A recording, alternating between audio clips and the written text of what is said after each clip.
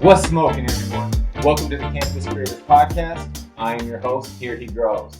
And on today's episode, we sit down with streamer and YouTuber Jared Torres to talk all things cannabis. Jared, welcome to the show. What's good, bro? So, to get started, for those of us who don't know you, give us a little background, maybe where you're from, how long you've been smoking, and what you're up to now. Yeah. So right now I currently reside in Texas. Right now I do YouTube and I stream on Twitch. I've probably been smoking for about maybe like 7 years. I want to say definitely since sophomore year of high school.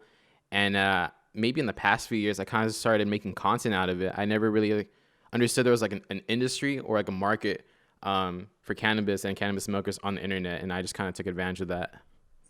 Okay. So about how long ago did you start doing that, making content? Like maybe like a little bit less than 2 years. Okay. I want to say. And what made you choose YouTube over any of the other apps? Well, YouTube, I mean, I feel like as far as discoverability, YouTube is probably one of the better options as far as like appearing in like search bars and recommendations versus like a Twitch where it's very difficult, or like maybe like a Facebook. I feel like YouTube's always been king as far as content is, and it's probably the best for discoverability. So I've always had the most fun, to be honest, just being on YouTube. Okay, how do you feel about? Because I've watched quite a few of your videos. So Thank you. How do you feel about their guidelines, and how do they affect your videos? As far as the cannabis, I feel like goes.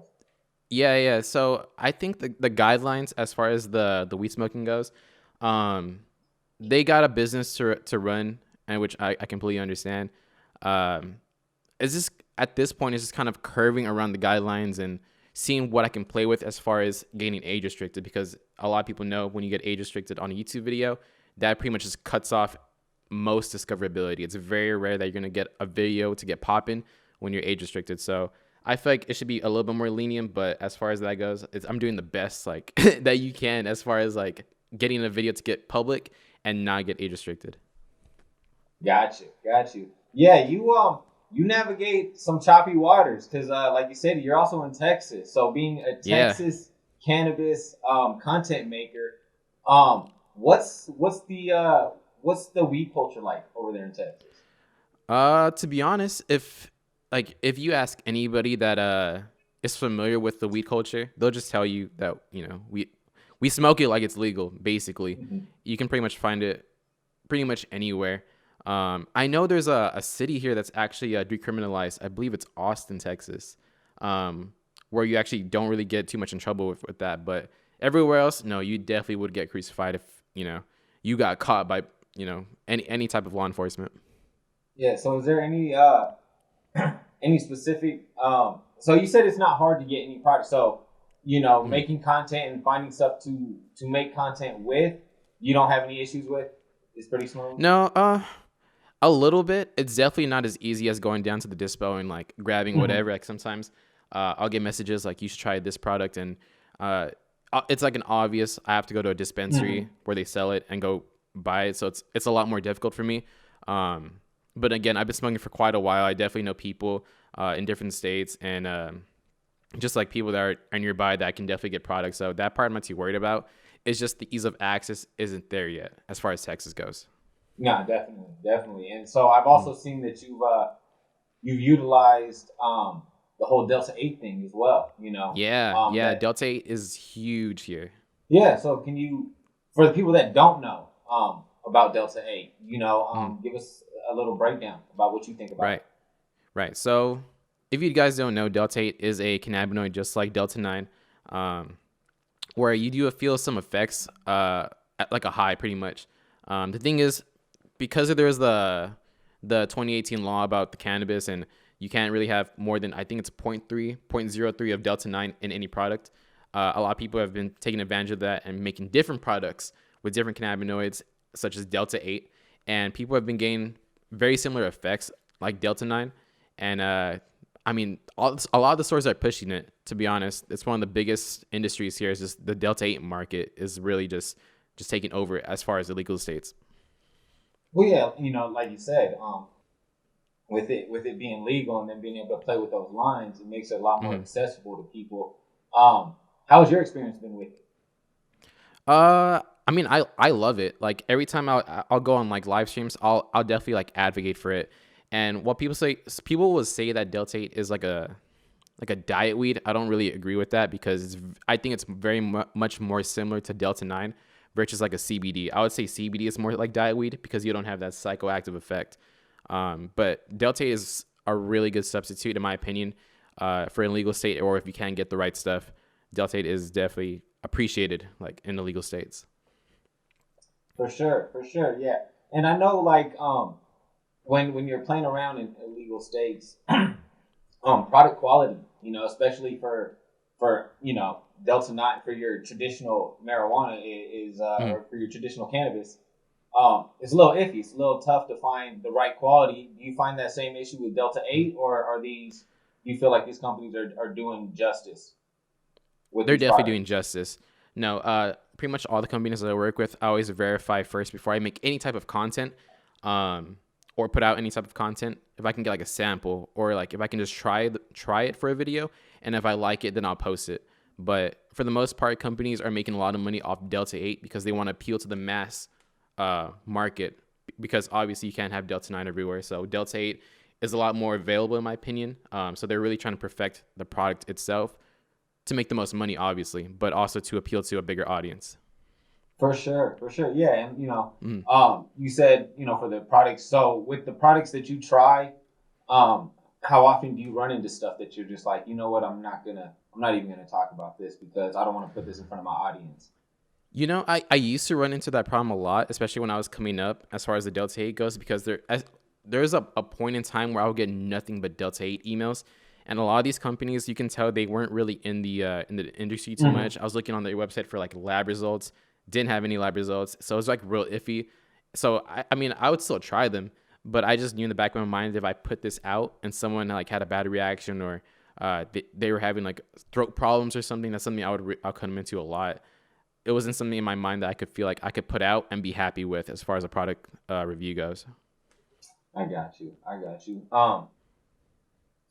Now I did catch one of your Delta 8 videos with the 1,000 milligram Oh yeah. edible challenge thing you did. That was pretty dope. And I seen you look like you were pretty baked there. So it looks like the effects worked. Can you tell us a little bit more about that experience? Yeah. So I got hit by a company called Moonwalker, and they're like, "Hey, can you make a video for us?" And at the time, I was still pretty new to Delta 8, but they had hit me with an affiliate link. So I was like, "All right, so in order for me to make the most money out of this, how can I make a video pop and still represent the brand and like what Delta 8 really does?" So I didn't even ask them. I was like, if I just do this video 1,000 milligrams and gets baked, which I'm sure it's gonna happen, I can really make this video pop. So I took the 1,000 milligrams. It started kicking in maybe like an hour after I took 1,000 milligrams of Delta 8, and I just hit record. And I don't really remember that video too much because I think I just started talking and talking about random things, and then I just went to bed. And I guess a lot of people were like taking a lot of high dosages, and it's not something I recommend as far as Delta 8 because again, it's not CBD. It does have a psychoactive effect that a lot of people can't handle, but I feel like at that point I was experienced enough from Delta 9 to know that what my body can take. So I was more than comfortable making that video. Gotcha. So is that the highest you've been, or where does that rank among your experiences? I would say that's top 5. Okay. I think there was like some Delta 9 experiences that ranked higher, but it's been quite a while since I've felt that high, Okay. I've never felt like I needed to get that high to have fun. Oh yeah. But I would say there's like certain levels that I've been through, whether it's like in high school or like when I used to go to college, that I rank higher than that Delta 8 experience. No, for sure. Yeah, and I'm the same way.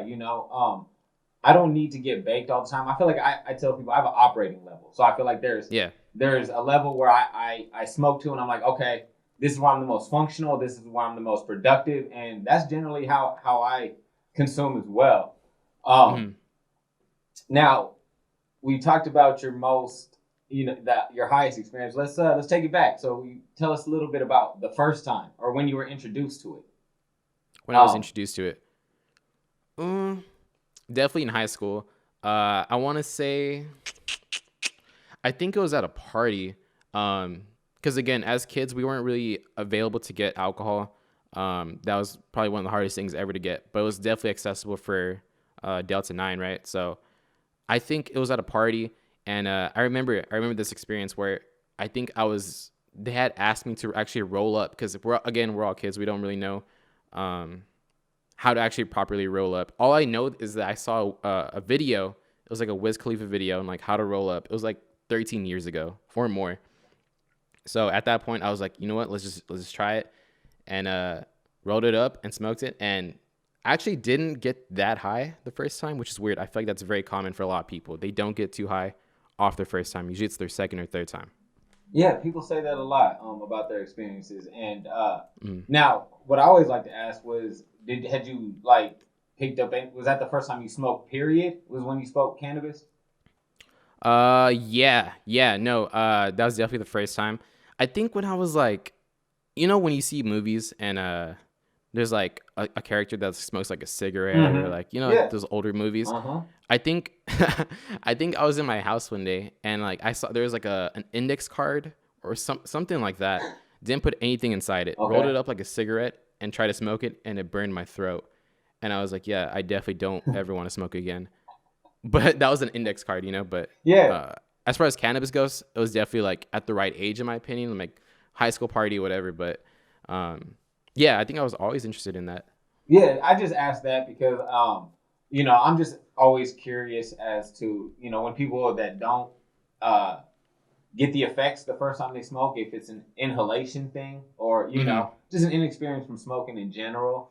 Yeah. But no, like you said, it's a very common thing. So then.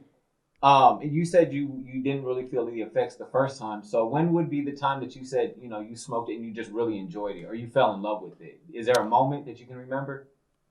Yeah, I think it was the same group of friends I tried it with the first time, but this time we were in a hot box. So if you didn't inhale it properly the first time, you definitely felt the effects from the secondhand smoke the second time. So I think there was like a hot box we went to. And I just remember getting out of the car and thinking, wow, like everything's so vibrant, and you can like your senses are like so heightened. I think that's the best part about that experience for me was the heightened sense of feel and like sight and like hearing. Like you just don't really appreciate when you're sober, if that makes sense. No, it's like it. For me, I always tell people like took away that outside noise and just let you enjoy the moment, and so. How far? So you said that was how far after your first time was that? Maybe like a month later. Okay. I think after that first time, I was like, guys, I kind of want to conquer this. I kind of want to try it again. I feel like for what the movies are making this seem like, I feel like that wasn't the proper experience. So they're like, oh, okay, we'll just hotbox a car. Like, if you don't feel it that time, then you're definitely not gonna feel it any other time. So we did it, and I was like, wow, this is what I've been missing out on. And is that were you smoking from that point forward? Yeah. I would say I was pretty heavy on smoking. There was like a little hiatus when I first turned 21 because I was like, why do I need to smoke? Like I can just drink. And then like after a while of just going out, you're just like, wow, my body's getting beat. Like I can't work, I can't be productive. I'm hungover, I want to be in bed all day. So I took cannabis back up after a few months, and I was like, wow, like I'm cool with sticking with this. Like I feel completely fine. Like if I'm tired, I'll just drink a Bang or something. But no, that was definitely like the turning point. Nice. And so then it's just been love with cannabis ever since.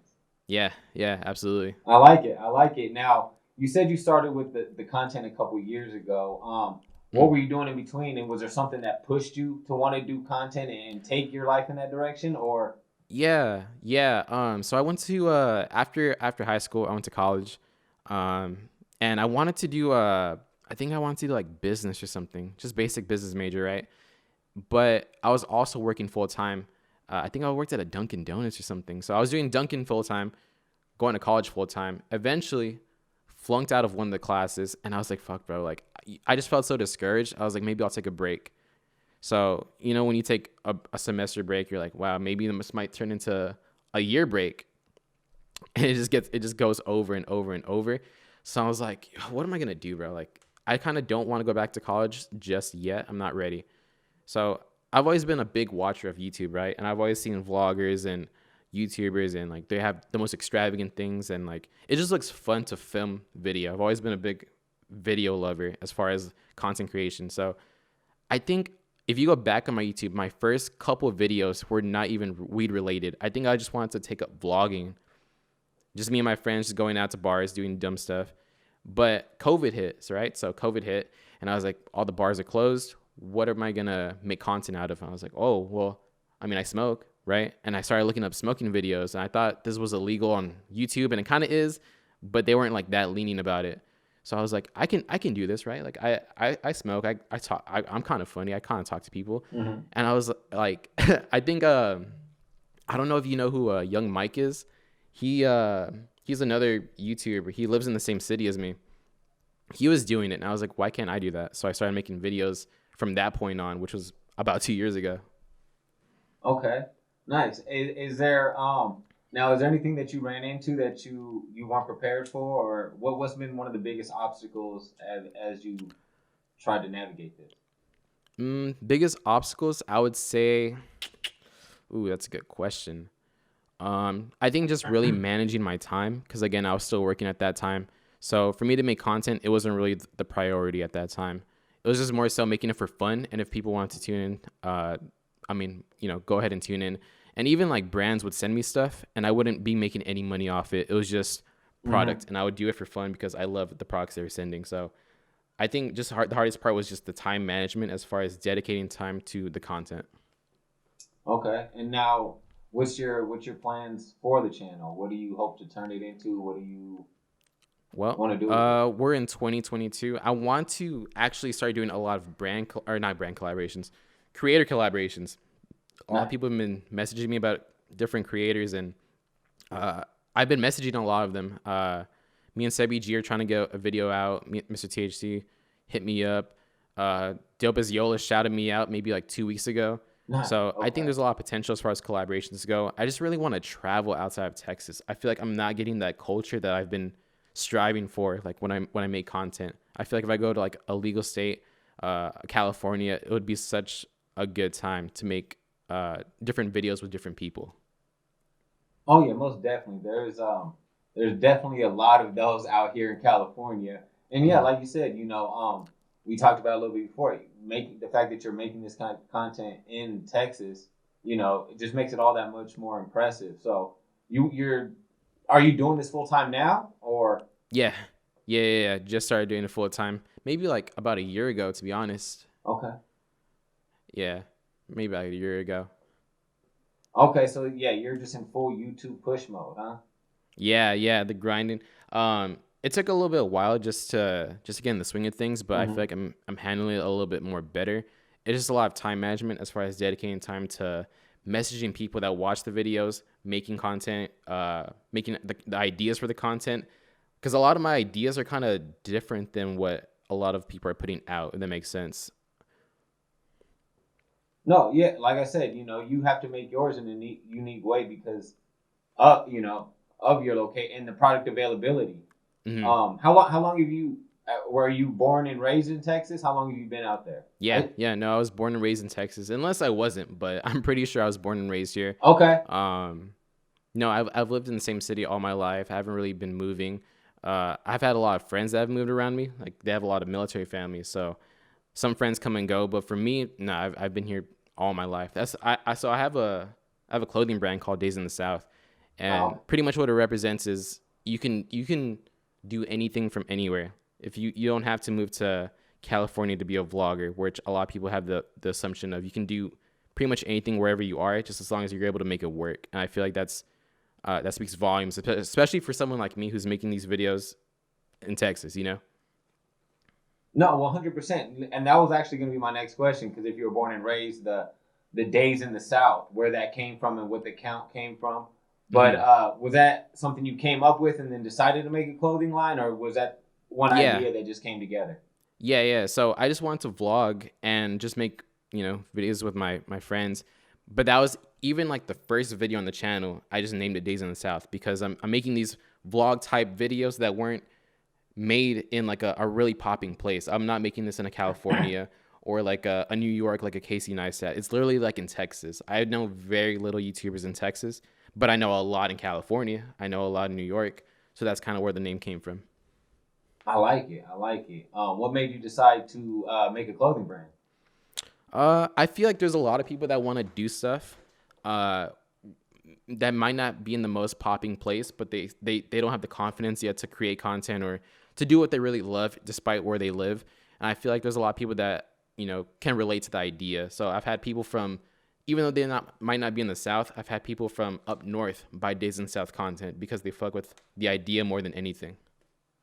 No, absolutely. And I think it's smart because I also do clothing as well. Oh, okay, and cool. I just think it's smart because nowadays, people are looking for that community. You know what I'm saying? Yeah. And that clothing that represents them and that small group, and they're moving away from, I think smaller businesses and brands are starting to get bigger because people are getting farther away from these mainstream things and more. And then also the niche.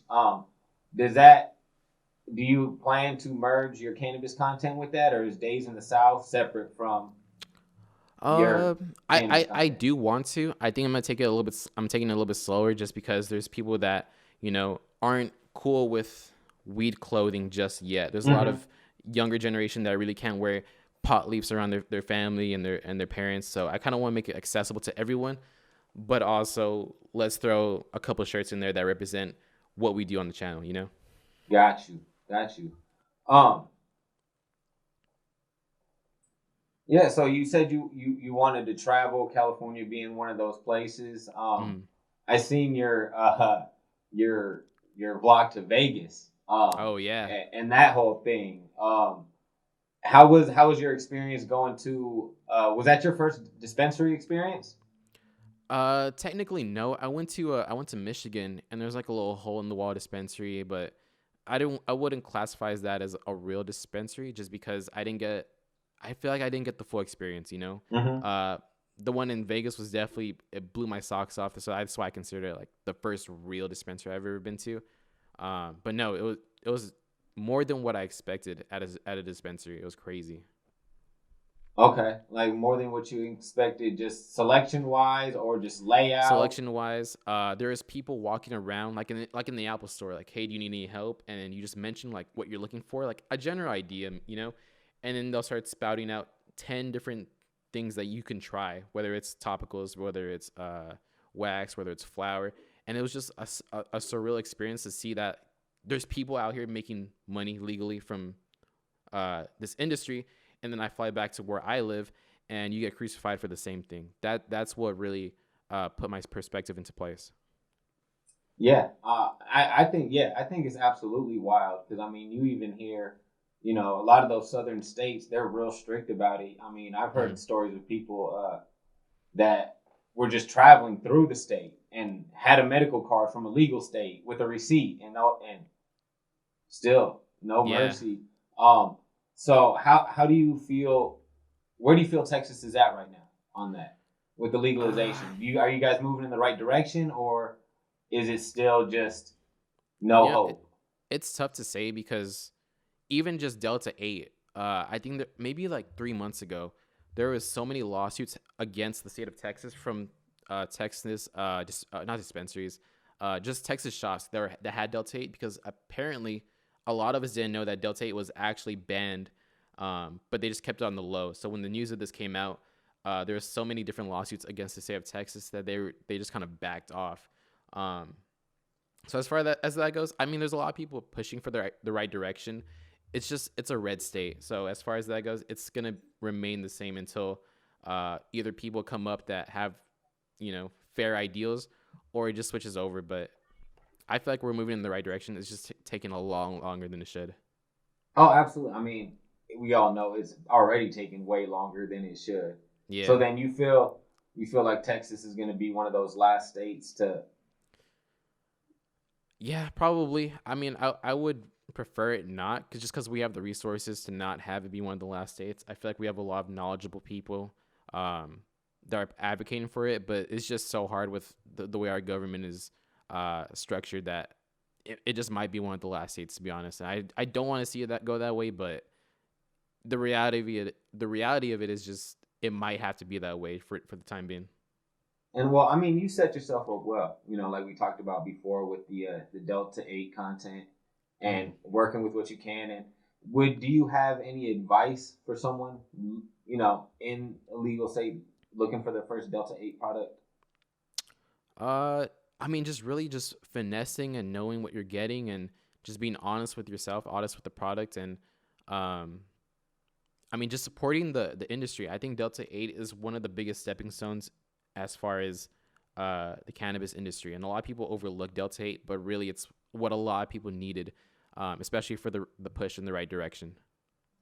Okay, so you feel like that's going to help open some of the doors that get people used to being around it. With, you said there's shops popping up all over the place. Yeah, no, absolutely. I think it's I've seen the most movement when Delta 8 came out because there's this product that's technically legal, but you get very similar effects to Delta 9. I feel like a lot of people just overlook that and think of it as like a diet weed, but I think that it symbolizes a lot more than just that. And well, even so, I think it actually might be a good thing with, especially being in a state that is so against it, with having a product that may not, like, I've never tried Delta 8 before, so I can't really speak on the comparisons. But from what I've heard and, you know, people that I've watched videos of, you know, it has the effects, but it's a lighter effect. So for people who've never tried it, it actually might be a good thing to have the effects not hit you so hard the first time. Yeah, no, absolutely. Especially in a state like Texas, the chances of you trying Delta 9 for the first time, I mean, I guess you're a little bit older, but back then I'm sure it was not that great. So if let's say if you were to try like a I don't know, like a cookies cart and you're like a little bit older, you've never tried weed, it's probably going to be a little bit too much for you. But if you try Delta 8, it's definitely more tolerable than something like that smacking you in the face. I got you. And what do you feel about it comparing to, you know, because like we said, you know, when you get your traditional market Delta 9 from people that you know, for people that don't know and that are trying to find that plug or whatnot, what do you think that, are they better off just going with a Delta 8 that's been tested, or what are your chances of getting something quality Delta 9 off of the street?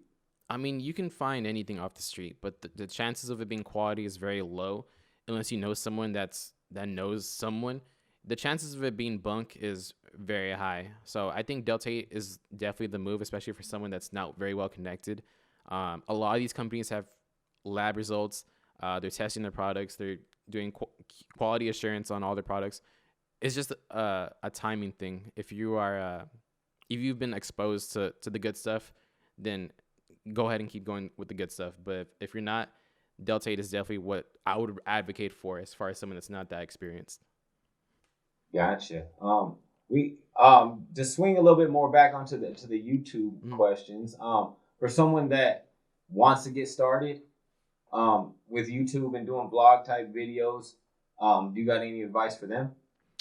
I would say find like maybe like 5 good YouTubers that you really look up to just for inspiration, but also put a spin on whatever they're making.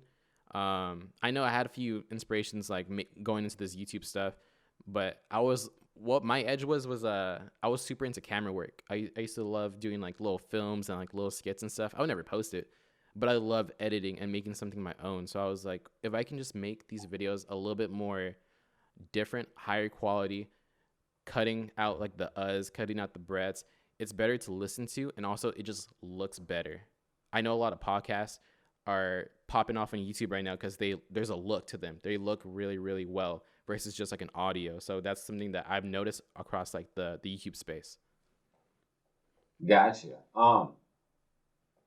Now, when you said you were into camera work, was that behind the camera or in front of the camera? Behind the camera. So like I had a couple cameras growing up, and I would always look up the like how to operate the camera. I looked up ISO. I looked up focal length. I looked up so many different like nerdy camera things, but it also made the quality of whatever I was shooting a lot better. So I kind of just implemented that knowledge into behind the camera, and then got in front of the camera and just did the other half. And how was that transition? How was it an adjustment being in front of the camera all the time, or learning to record yourself all the time for these vlogs? Yeah, so that was hard on its own. I did take a college class. It was like a speech class. So like we would get in front of the class, and we'd have to do perfect speeches, like no uhs. There you go. I just said it. No uhs. You gotta keep the speech flowing. You gotta, you just gotta be a good speaker, and I feel like that really helped as far as getting in front of the camera. Because growing up, I was not anywhere near where I am right now as far as speaking goes. I was the most shy kid ever. So if I can avoid speaking, I was that person to do it. Okay, and where I know for me, a lot of times watching myself back, it would be tough for me to edit my own videos like that. How do you get over the, like you said, the uhs and the stutters and the little pauses that might make you not want to post the video? Right. So I mean, if I stutter my words, or if I repeat myself and it just doesn't sound good, I'll do another take. I mean, at the end of the day, you have an editing software. Go ahead and use it. If you're gonna cut out the uhs, you might as well cut out the mess ups too, and really just make it into what you feel proud of. I think that's the biggest thing. Whatever you upload, just make sure you're proud of it. Because if you're uploading stuff that you're not too proud of, the motivation is gonna be gone faster than you think. So, it's just practice, really. Just going over the same thing over and over and over again, and then just being okay messing up. I think that's the biggest thing as far as content creation. Yeah, most definitely. I know because it was an adjustment for me getting in front of the camera. I even behind a mask, it's sometimes you look at it and you, especially with comments and things like that from other people, you tend to start nitpicking yourself. And so how do you deal? Do you get a lot of hate comments on YouTube, and how do you deal with them if you do? I feel like I used to, not too much anymore. If I do, it's something that's either not really related to the video, or obviously someone's a little bit younger and they're just commenting just to comment. So I can kind of recognize to separate myself from the video and separate myself from who I am, if that makes sense. I got you. No, most definitely makes sense. And so what are the plans for the channel moving forward? You got any exciting videos coming up, or anything we should look out for? Moving forward, I just want to travel. I haven't really traveled, especially because of COVID. There's so many different people I want to collab with, and it's just been really hard. But I mean, I started the channel because I want to vlog, right? And I mean, sometimes I do it, but a lot of times I can't. So that's when I really want to get back into the swing of things as far as why I started the channel, and just showing like moments of my life that I feel like a lot of people don't get to see, versus me just doing a product review. Gotcha. So, well, where's next on the travel list? Next up, probably California, to be honest. Definitely want to go to California. There's a few people I want to go see, but I just want the California experience. I feel like as far as that goes, I feel like my channel should at least have some California content. I feel like that's definitely going to be the next step. Oh, I mean, you can't really talk cannabis without talking California. You got to go to California. It's just it just feels right. You have to go to California. Anything you looking forward to out here? Besides the meeting up with the creators and things, and the spots you looking to hit? There's a lot of different places that I actually want to smoke at. Okay. I know it sounds so silly, but like I've played Grand Theft Auto 5, I think, for I don't know how many years, but there's like a lot of different spots that just look so cool to just smoke at. Like was it Santa Monica Pier? Looks so fire to smoke at. Just like these little like spots that I've seen so many pictures of, and just walk through in the game, and I'm like, wow, this would be so fire just to get a group of friends and just like smoke one here. I just want that California experience and the memories of just being in that spot. No, that's dope. I mean, you'll definitely get that out here. There's plenty, and I mean, you're talking to a bunch of other cannabis creators and cannabis lovers. There's nothing better than taking a drive and finding that sesh spot. Right. And so, and the food too out here. The tacos. So yeah, it'll definitely be an experience.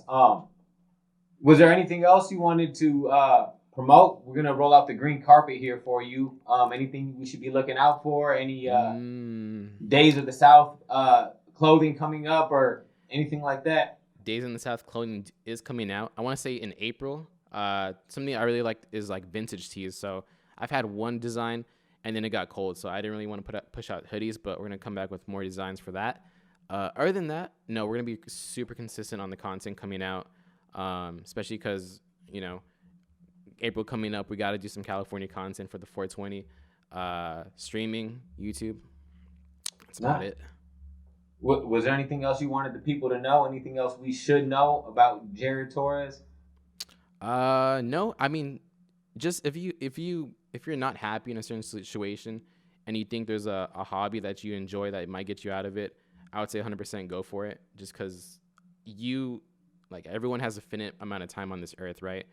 So I would always just imagine like being on your deathbed and be like, wow, I regret not doing so and so, this and the third. So I mean, it doesn't have to be consecration. You can do whatever you want, but I'm just saying, whatever your goal is in life, strive for it, as cliche as it sounds, because I didn't think I would be this size of a channel. And here we are. So definitely just go strive for whatever you want in life. I love that, man. I love that. That's a great message. Appreciate it. Go ahead and before we go, let the people know where we can find you at. Yep. I'm super creative. I am Jared Torres on Twitter and Instagram, and just Jared Torres on YouTube. That's about it. Perfect, man. I love it. Well, if you do make it out to California, I hope to hear from you. I grow, so we can you can try some of that homegrown versus what the dispensary guy, and we can do one of those videos. Yeah, absolutely. For sure, man. Well, it's been great having you on. Look forward to talking to you more. And until next time, everybody, thanks for joining us. And keep it green. Yep. Much Appreciate love. it. And that's a wrap. We'd like to thank you again for joining us for another episode of the Cannabis Creators podcast. Please don't forget to like, comment, share, and subscribe. We look forward to bringing you many more episodes because we know from growers to stoners, every smoker has a story. This podcast is presented by Trichomes.com. And once again, I am Here He Grows. And until next time, keep it green, y'all.